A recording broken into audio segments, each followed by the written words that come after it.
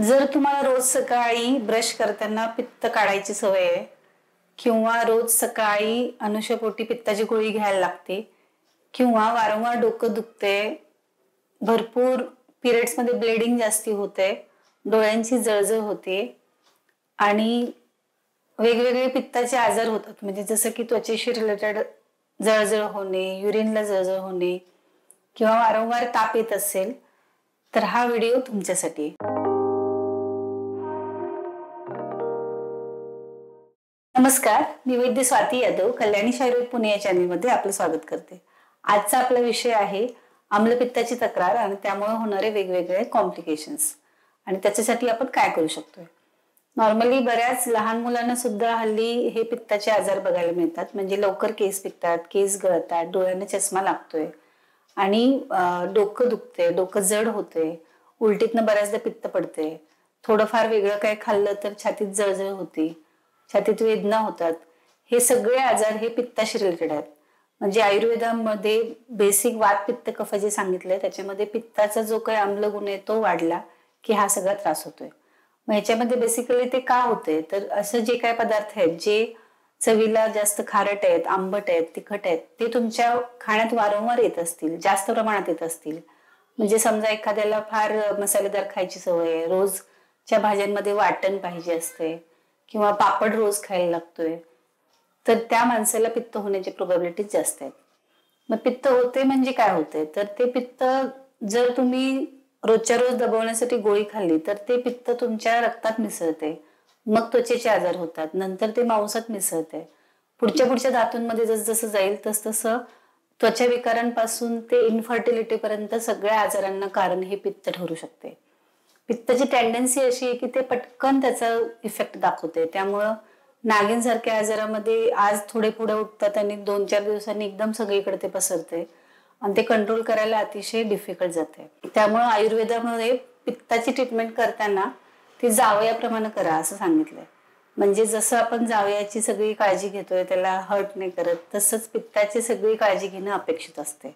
आहारामध्ये प्रामुख्यानं आंबट, तिखट आणि खारट चवीचे पदार्थ जास्त खाणे, त्याच्यावरती सॉस आणि वेगवेगळ्या प्रकारचे मसाले, चाट मसाल्यासारखं लावून त्याला भरपूर चविष्ट बनवून जे काही पदार्थ बनवले जातात सच पाणीपुरी, पिझ्झा, बर्गर, ते सगळे पदार्थ पित्ताला दूषित करून, पित्त खराब करून शरीरामध्ये त्रासदायक होतात. याशिवाय दुधापासून जे काय बटर, चीज, पनीर अशा गोष्टी बनवल्या जातात त्या सुद्धा पित्त वाढवायला कारणीभूत असतात. जे काय आपण मोड आलेले कडधान्य खातोय ते सुद्धा पित्तकर आहेत. त्यामुळं जे काय तुम्ही खात असाल ते चविष्ट बनवण्यासाठी जर तुम्ही असा वेगवेगळा प्रयत्न करत असाल, त्याला तळणं, त्याला मॅरिनेट करणं, त्याच्यावरती वेगवेगळे संस्कार करणं जे त्याची आंबटपणा, खारटपणा वाढवतील, तर ते त्याच्यासोबत पित्तकर पण होणार आहेत, हे लक्षात घेतलं पाहिजे. फ्रिक्वेंटली हॉटेलिंग करणारी लोक जे सुरुवातीला सॉसेस घेतात, स्टार्टअप मध्ये ज्या गोष्टी असतात त्याच्यामध्ये चायनीज, मंचुरियन वगैरे हे सगळ्या गोष्टीमध्ये भरपूर प्रमाणात मसाले, भरपूर लसूण घालून त्याला एक्झॅगरेट त्याची चव केली जाते आणि ते पित्तकर ठरतातच. नॉर्मल माणसाला पित्ताचा त्रास झाला की त्याच्यावरती अँटासिड घेणं हे एक माहीत असते. मग सुरुवातीला डॉक्टर प्रिस्क्राईब करतात, परत स्वतःहूनच ते घेत राहतात आणि असं वर्षानुवर्ष घेत राहतात. आणि केस टेकिंग मध्ये आपण जर विचारलं की तुम्हाला पित्ताचा त्रास होतोय का, तर नाही, मी रोज गोळी घेतोय असं त्यांचं एक्सप्लेनेशन असते. म्हणजे रोज गोळी घेऊन ते पित्त तुम्ही दबवताय ना की ते शरीरातून बाहेर पडते. आयुर्वेदानुसार पित्त जर खराब असेल शरीरात तर ते बाहेर काढून टाकणं ही सगळ्यात पहिली ट्रीटमेंट होते. म्हणजे आयुर्वेदात उल्लेख केलेले जे काय पांडू, कामला, पित्ताचे आजार सांगितले त्याच्यामध्ये शोधन हे सगळ्यात महत्वाचं आहे. आयदर तुम्ही वमन करा, विरेचन करा, बस्ती करा, त्याच्या थ्रू जे काय पित्त शरीरात साठलेलं आहे ते शरीरात बाहेर पहिले काढून टाका आणि मग उरलेल्या पित्ताचं शमन करण्यासाठी वेगवेगळे औषधं त्याच्यामध्ये उल्लेखित आहेत. त्याच्यामध्ये बऱ्याचदा तुपाचा उल्लेख जास्त सापडतोय. वेगवेगळी औषधी तुप ग्रंथात वर्णन केलेली आहेत आणि ती अतिशय चांगली रिझल्ट देतात. त्यामुळं पित्ताची ट्रीटमेंट करायची असेल तर फक्त एक गोळी काम नाही करणार, त्याच्यात तुम्ही प्रॉपर ट्रीटमेंट व्यवस्थित घेतली पाहिजे, नाहीतर ते पित्त पुढच्या धातूंमध्ये जाऊन वेगवेगळे आजार निर्माण करत आहे. हे साठलेलं पित्त जर बाहेर नाही पडलं तर ते रक्तात मिसळते आणि रक्तपित्तासारखे आजार होतात. म्हणजे गुन्हा फुटते म्हणा किंवा हेवी ब्लिडिंग होते मेन्सेसमध्ये, वेगवेगळ्या ठिकाणाहून ब्लिडिंग स्टॉपच होत नाही, हे सगळं पित्त वाढल्यामुळे होत असते. शिवाय जेव्हा ते मांसात जाईल तेव्हा तिकडचं जे काय म्हणजे बऱ्याच लोकांचे पाय जास्ती दुखतात, दाबल्यावर त्यांना बरं वाटते आणि तिकडचं थुळथुळीतपणा येतोय स्नायूंना, उष्णता वाढते शरीरातली, काम करण्याची ताकद कमी होते. हळूहळू बोन्समध्ये त्यांचं जेव्हा अस्थि धातूमध्ये जेव्हा पित्त जाते तेव्हा तिकडे पेन व्हायला चालू होते, म्हणजे सांधे दुखतात, हाडांच्या मध्ये पेन होते, आतून गरम वाटत असते. वातरक्तासारख्या आजारामध्ये बरेच सांधे इन्व्हॉल्व होऊ शकतात. अगदी हृदयापर्यंतच्या अवयवांना सुद्धा अशा आजारामध्ये त्रास होऊ शकतोय. त्यामुळे हे दूषित पित्त सगळ्या ठिकाणी जाऊन सगळ्या लेवलवरती सगळ्या धातूंना खराब करू शकते आणि त्याची फायनल स्टेज म्हणजे जेव्हा ते शुक्रगत होते तेव्हा इनफर्टिलिटी सारखे आजार होतात. म्हणजे बऱ्याच पेशंटमध्ये त्यांचं इनफर्टिलिटीचं कारण हे दोघांमध्ये वाढलेलं पित्त असू शकते. हे शरीरात वाढलेलं पित्त बाहेर काढून टाकण्यासाठी वेगवेगळ्या प्रकारची आयुर्वेदात औषधं असतात.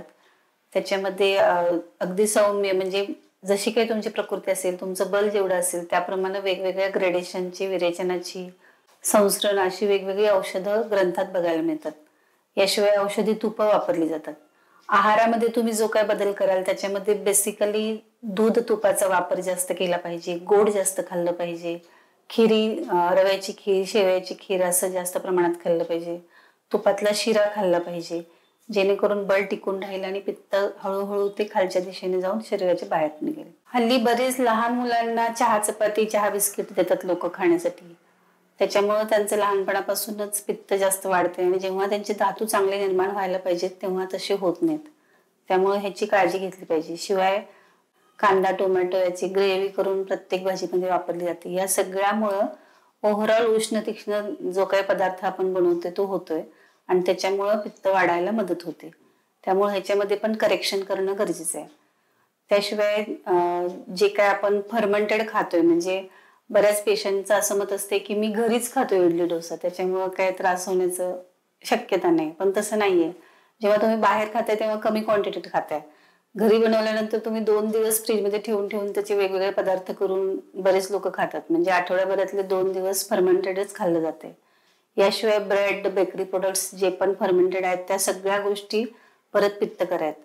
त्यामुळं म्हणजे असं नॉर्मल माणसाला वाटू शकतं सगळंच आम्ही चुकीचं खातोय तर काय खायचं, तर काय खायला पाहिजे याच्यासाठी आम्ही वेगवेगळे व्हिडिओज ऑलरेडी बनवलेत. म्हणजे कोणती फळं खायला पाहिजेत, फळभाज्या कोणत्या जास्त खायला पाहिजेत, पालेभाज्या कशा कमी खायला पाहिजेत, या सगळ्यावरचे आधीचे व्हिडिओ तुम्ही आमचे रेफरन्ससाठी वापरू शकता. याशिवाय सकाळ संध्याकाळ भात खाणाऱ्या बऱ्याच फॅमिलीजमध्ये पॅटर्न आहे, म्हणजे शहरात ते जास्त बघायला मिळते. शिवाय संध्याकाळची वेळी फक्त खिचडीच करायची किंवा फक्त वरण भातच खायचा. त्याच्यामुळे भरपूर प्रमाणात भात खाल्ला जातोय आणि तो परत पित्तकर असतोय. त्यामुळे भाताचं प्रमाण पण कमी करायला पाहिजे. म्हणजे थोडक्यात काय, आहार कोणता पित्तकर आहे हे जाणून घेतलं पाहिजे आणि ते जर तुमच्या आहारात होत असेल वारंवार तर ते कट करायला पाहिजे, तरच तयार होणारं पित्त चांगलं तयार होईल. शिवाय फळांमध्ये पण जे काही सीझनल फळं आहेत ती खाल्ली गेली पाहिजेत. त्याच्यामध्ये पण काळे मनुके, द्राक्षे, खजूर ही फळं पित्तशामक आहेत. त्यामुळं ती रेग्युलरली जरी तुम्ही खाल्ली तरी पित्ताचा त्रास ज्यांना आहे त्यांना फायदा होतोय. थोडक्यात सांगायला गेलं तर आहारामध्ये करेक्शन करणं, शरीर शुद्धी करून एक्स्ट्राचं पित्त बाहेर काढणं, जे काय राहिलं असेल त्याच्यासाठी अनुवासन बस्ती, यापन बस्ती सारखी बस्ती घेणं, घृतपान करणं, औषधं घेणं, या सगळ्यासाठी तुम्ही जवळच्या वैद्याला भेटा, त्यांच्याकडून मार्गदर्शन घ्या आणि वाढलेल्या पित्ताची योग्य ट्रीटमेंट करा. कारण हे पित्त अचानक कोणताही मेजर प्रॉब्लेम आयुष्यात क्रिएट करू शकते. म्हणजे बऱ्याचदा अचानक होणाऱ्या हार्ट अटॅकला कारण पित्त असू शकते. इंटरनल हेमोरेज जे काय होते ब्रेनमध्ये त्याला कारण वाढलेलं पित्त असू शकते. त्यामुळे इमर्जन्सी क्रिएट करण्याची टेंडन्सी पित्तामध्ये असते. त्यामुळे पित्त वाढत असेल आणि ते वारंवार होत असेल तर त्याला निग्लेक्ट न करता त्याची प्रॉपर ट्रीटमेंट घ्या. ही माहिती तुम्हाला आवडल्यास तुमच्या प्रियजनांशी शेअर करा. तुम्हाला अजून काही शंका असेल तर कमेंट करा आणि अशीच व्हिडिओ आमच्या चॅनलवरती उपलब्ध आहेत. त्यासाठी आमच्या चॅनलला लाईक, शेअर, सबस्क्राईब करा. असाच व्हिडिओ पुन्हा घेऊन येईपर्यंत धन्यवाद.